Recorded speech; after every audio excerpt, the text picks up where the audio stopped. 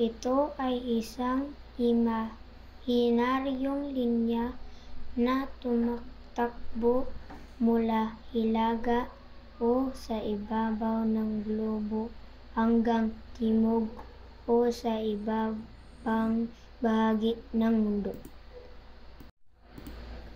Ginagamit ito bilang batayan para sa pag-alam kung kailan magbabago ang petsa mula sa isang araw patungo sa susunod.